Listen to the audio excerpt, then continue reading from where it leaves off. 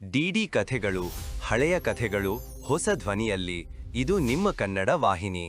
ಸಂಚಿಕೆ 3 ಪುಣ್ಯಕೋಟಿ ಸತ್ಯದ ಪ್ರತೀಕ.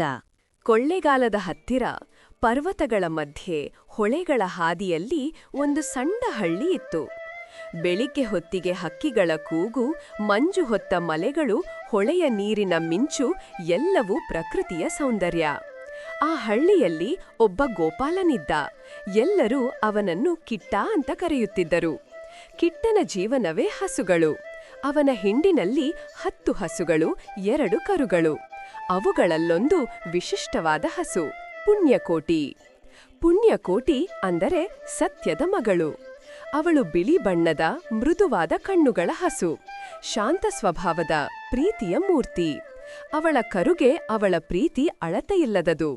ಪ್ರತಿ ಬೆಳಿಗ್ಗೆ ಹೊಲಕ್ಕೆ ಹೋಗಿ ಮೇಯಿ ಸಂಜೆ ಕತ್ತಲಾದರೂ ಮನೆಗೆ ಬಂದು ಕರುಗೆ ಹಾಲು ಕೊಡುತ್ತಾ ನಿದ್ದೆ ಮಾಡಿಸುತ್ತಿದ್ದಳು.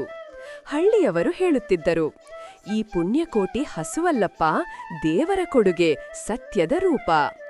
ಆದರೆ ಒಂದು ವರ್ಷ ಮಳೆ ಬಾರದ ಕಾಲ. ಭೂಮಿ ಒಣಗಿತು, ಹುಲ್ಲು ಹಸಿರು ಕಳೆದುಕೊಂಡಿತು. ಹಸುಗಳು ಹಸಿದವು. ಕಿಟ್ಟ ಚಿಂತೆಯಲ್ಲಿದ್ದ. ಅವನು ದೇವರ ಮುಂದೆ ಕೈ ಮುಗಿದು ಹೇಳಿದ, ಗೋವಿಂದ, ಇವತ್ತು ಹಸುಗಳನ್ನು ಕಾಡಿನೊಳಗೆ ಕರೆದೊಯ್ಯುತ್ತೇನೆ, ಸುರಕ್ಷಿತವಾಗಿ ಹಿಂದಿರುಗುವಂತೆ ಕಾಪಾಡು. ಕಾಡು ಸುಂದರವಾಗಿತ್ತು. ಬೆಟ್ಟಗಳು, ಹೊಳೆಗಳು, ಹಕ್ಕಿಗಳ ಹಾಡು.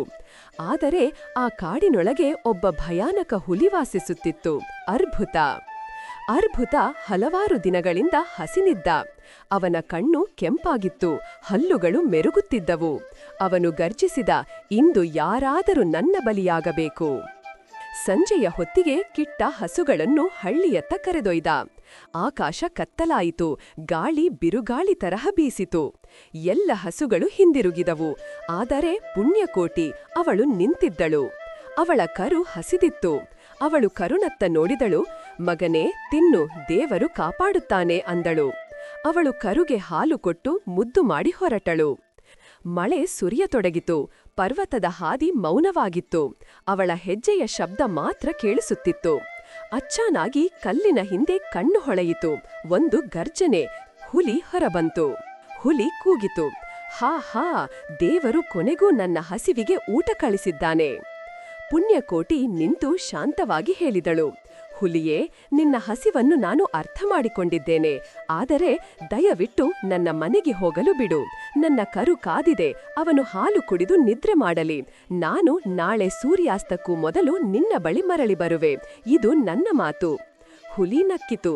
ನಿನ್ನಂಥವರು ನನ್ನನ್ನು ನೋಡಿ ಮತ್ತೆ ಹಿಂದಿರುಗಿದವರೇ ಇಲ್ಲ. ಪುಣ್ಯಕೋಟಿ ತಲೆ ಎತ್ತಿ ನೋಡಿವಳು. ಕಣ್ಣುಗಳಲ್ಲಿ ನಂಬಿಕೆ, ಧ್ವನಿಯಲ್ಲಿ ಶಾಂತಿ. ನಾನು ಸುಳ್ಳು ಆಡಿದರೆ ನನ್ನ ದೇವರ ಶಾಪ ಬೀಳಲಿ.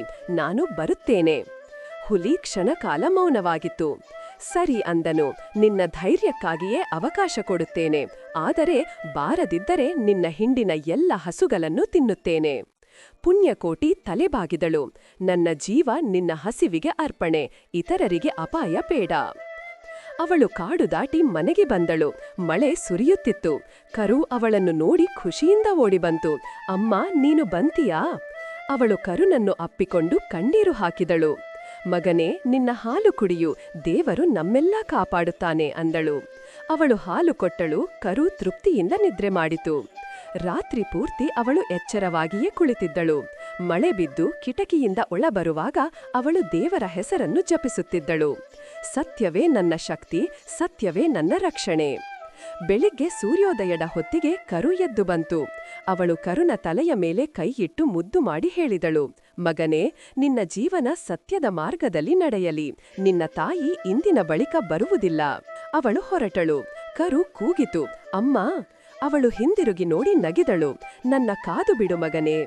ಅವಳು ಕಾಡಿನ ಹಾದಿಯತ್ತ ನಡೆಯತೊಡಗಿದಳು. ಮರಗಳು ಮೌನವಾಗಿದ್ದವು. ಕಾಡಿನ ಗಾಳಿ ನಿಂತಿತ್ತು. ಪ್ರಕೃತಿಯೇ ಕೇಳುತ್ತಿದ್ದಂತೆ. ಅವಳು ಹುಲಿಯ ಗುಹೆಯ ಹತ್ತಿರ ಬಂದು ಕೂಗಿದಳು, ಅರ್ಭುತ, ನಾನು ಬಂದಿದ್ದೇನೆ, ನನ್ನ ಮಾತಿನಂತೆ ಬಂದೆ. ಹುಲಿ ಹೊರಬಂದು ಬೆಚ್ಚಿಬಿಟ್ಟ. ನೀನು ನಿಜವಾಗಿಯೂ ಬಂದೆಯಾ ಎಂದು ಕೇಳಿದ. ಪುಣ್ಯಕೋಟಿ ಶಾಂತವಾಗಿ ಹೇಳಿದಳು, ನಾನು ಸುಳ್ಳು ಆಡಿದರೆ ನನ್ನ ದೇವರ ಕೋಪ ಬೀಳಲಿ. ನನ್ನ ಮಾತು ದೇವರ ವಚನ. ಹುಲಿಯ ಕಣ್ಣು ತುಂಬಿತು. ಅವನ ಧ್ವನಿ ನಡುಗಿತು. ನಿನ್ನಂತಹ ಪ್ರಾಣಿಯನ್ನು ನಾನು ಕಂಡಿಲ್ಲ. ನಿನ್ನ ಸತ್ಯ ನನ್ನ ಹಸಿವಿಗಿಂತ ದೊಡ್ಡದು. ನಾನು ನಿನ್ನನ್ನು ತಿಂದಲಾರೆ. ಪುಣ್ಯಕೋಟಿ ನಗುತ್ತಾ ಹೇಳಿದಳು, ನಿನ್ನೊಳಗಿನ ಕ್ರೂರತೆಯನ್ನು ಸತ್ಯ ಮುರಿದಿದೆ ಹುಲಿಯೇ, ಅದೇ ನಿನ್ನ ನಿಜವಾದ ಜಯ. ಹುಲಿ ತಲೆ ತಗ್ಗಿಸಿ ಹೇಳಿತು, ನೀನು ನನ್ನ ಕಣ್ಣು ತೆರೆದೆಯಾ? ನಿನ್ನ ಸತ್ಯ ನನ್ನನ್ನು ಶುದ್ಧಗೊಳಿಸಿದೆ. ನಾನು ನಿನ್ನನ್ನು ಬಿಡುತ್ತೇನೆ, ಆದರೆ ಬದುಕಿ ಮತ್ತೆ ಕ್ರೂರನಾಗುವುದಕ್ಕಿಂತ ದೇವರ ಕಡೆ ಹೋಗುತ್ತೇನೆ. ಅವನು ಪರ್ವತದ ಅಂಚಿನತ್ತ ಹೋಗಿ ದೇವರ ಹೆಸರನ್ನು ಉಚ್ಚರಿಸಿ ಹಾರಿಬಿದ್ದ. ಅವನ ಗರ್ಜನೆ ಆಕಾಶದೊಳಗೆ ಬೆರೆತು ನಿಂತಿತು. ಮಳೆ ನಿಂತಿತು. ಹಕ್ಕಿಗಳು ಮತ್ತೆ ಹಾಡಿದವು. ಪುಣ್ಯಕೋಟಿ ತಲೆಬಾಗಿದಳು, ದೇವರೇ, ಅವನ ಆತ್ಮಕ್ಕೆ ಶಾಂತಿ ನೀಡು. ಅವಳು ಹಳ್ಳಿಗೆ ಹಿಂದಿರುಗಿದಳು. ಜನರು ಆಕೆಯನ್ನು ನೋಡಿ ಬೆಚ್ಚಿಬಿಟ್ಟರು. ಅವಳ ಕಥೆ ಕೇಳಿ ಕಣ್ಣೀರಿಟ್ಟರು. ಎಲ್ಲರೂ ಅವಳ ಪಾದಕ್ಕೆ ಬಿದ್ದರು. ನೀನು ದೇವಿಯೇ, ನಿನ್ನ ಸತ್ಯ ನಮಗೆ ಪಾಠ ಎಂದರು. ಅಲ್ಲಿ ಜನರು ದೇವಾಲಯ ಕಟ್ಟಿದರು. ಅದನ್ನು ಸತ್ಯದೇವಿ ಗುಡಿ ಎಂದು ಕರೆಯಲಾಯಿತು. ಮಕ್ಕಳಿಗೆ ತಾಯಂದರು ಹೇಳುತ್ತಿದ್ದರು, ಪುಣ್ಯಕೋಟಿಯಂತೆ ಸತ್ಯವಂತನಾಗು ಮಗನೇ, ಸತ್ಯ ಮಾತನಾಡು, ಧರ್ಮದಲ್ಲಿ ನಡೆಯು. ಇಂದಿಗೂ ಆ ಕಾಡಿನ ಗಾಳಿಯಲ್ಲಿ ಪುಣ್ಯಕೋಟಿಯ ಹೆಸರು ಕೇಳಿಸಿಕೊಳ್ಳುತ್ತದೆ. ಯಾರಾದರೂ ಪುಣ್ಯಕೋಟಿ ಎಂದು ಕರೆದರೆ ಆ ಶಬ್ದ ಪ್ರತಿಧ್ವನಿಯಾಗಿ ಮರಳುತ್ತದೆ. ಸತ್ಯ, ಸತ್ಯ, ಸತ್ಯ. ಜೈ ಪುಣ್ಯಕೋಟಿ.